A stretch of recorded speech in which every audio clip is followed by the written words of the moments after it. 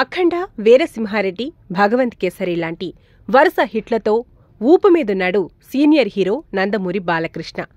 మరోవైపు Waltair వీరయ్యతో block buster కొట్టాడు దర్శకుడు బాబీ కొల్లి.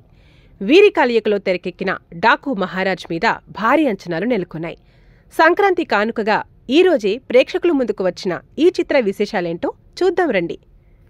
ఇక కథ విషయానికి వస్తే, మదనపల్లిలో టీ ఎస్టేట్ స్కూల్ నడిపే పెద్ద మనిషి మనవరాలైన జాహ్నవి ప్రమాదంలో ఉన్నట్లు మధ్యప్రదేశ్ జైల్లో ఉన్న సీతారాం అలియాస్ డాకు మహారాజ్ అంటే నందమూరి బాలకృష్ణకు తెలుస్తుంది.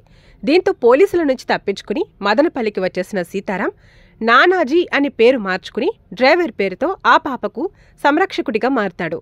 లోకల్ ఎమ్మెల్యే నుంచి జాహ్నవికి ప్రాణహాని ఉందని తెలుసుకుని తనను కంటికి రెప్పలా కాపాడుకుంటూ ఉంటాడు. ఈ గొడవ పెద్దదై పాప కుటుంబం మీద బల్వంత్ సింగ్ ఠాకూర్ అంటే బాబీ డియోల్ అనే డాన్ కళ్ళు పడతాయి. అప్పుడే బల్వంత్కు డాకుకు మధ్య వైరం సంగతి బయటకొస్తుంది. ఇంతకీ సీతారాం డాకు ఎందుకయ్యాడు? అతడికి పాపకు సంబంధమేంటి? బల్వంత్తో అతడి గొడవేంటి? చివరికి అతడితో పోరాటంలో డాకు గెలిచాడా లేదా అన్నది మిగతా కథ. డాకు మహారాజ్ ఆరంభంలో కొంచెం నెమ్మదిగా అనిపించినా తర్వాత వేగం పుంజుకుంటుంది. హీరో పాప మధ్య ఎమోషన్ నేపథ్యంలో కథను ముందుకు నడిపించాడు దర్శకుడు. మరీ రొటీన్ అనిపించినా సరే ఫ్లాష్ బ్యాక్ ఎపిసోడే సినిమాకు ఆయువుపట్టుగా మారింది. సీతారాం పాత్ర డాకుగా మారే క్రమంలో వచ్చే సీన్లు బాగా పేలాయి. అయితే ఫ్లాష్ బ్యాక్ ఒక దశ వరకు బాగానే ఉన్నా తర్వాత మరీ సాగతీతగా అనిపిస్తుంది.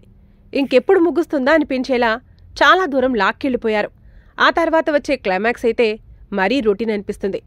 యానిమల్ ఫేమ్ బాబీ డియోల్ చేశాడంటే విలన్ పాత్రలో ఏదైనా విశేషం ఉంటుందేమో అని చూస్తాం. కానీ అది సగటు ప్రతినాయకుడి పాత్రలాగే సాగుతుంది. తన వల్ల సినిమాకు కొత్తగా యాడ్ అయిందేమీ లేదు. హీరోకు ఎదురే లేదన్నట్లు చూపించడంతో కథపరంగా క్యూరియాసిటీ ఏమీ అనిపించదు. ఇక మాస్ సినిమాల నుంచి ప్రేక్షకులు ఆశించే గ్లామర్ డోస్ ఇందులో సరిపడాలేదు. ప్రజ్ఞ, శ్రద్ధ ఇద్దరూ పెర్ఫార్మెన్స్ ఓరియంటెడ్ పాత్రలే చేయడం మంచి విషయమే అయినా వాళ్ల నుంచి గ్లామర్ ట్రీట్ ఆశించిన వాళ్లకు నిరాశ తప్పదు. ఉర్వశీ రౌటెలా పాత్రతో కొంతమేర శృంగార రసాన్ని పండించాలని చేసిన ప్రయత్నం పెద్దగా ఫలించలేదు. దబిడి దిబిడి పాట వల్ల పెద్దగా ప్రయోజనం లేకపోయింది. ఓవరాల్గా చెప్పాలంటే బాలయ్య నుంచి ఒక మాస్ సినిమాలో ఏం కోరుకుంటారో అవి ఈ చిత్రంలో ఉన్నాయి. ఎలివేషన్ సీన్లు, భారీ యాక్షన్ ఘట్టాలను ఇష్టపడేవారికి డాకు మహారాజ్ సంతృప్తినిస్తుంది. కొత్తదనం కోరుకుంటే మాత్రం కష్టమే.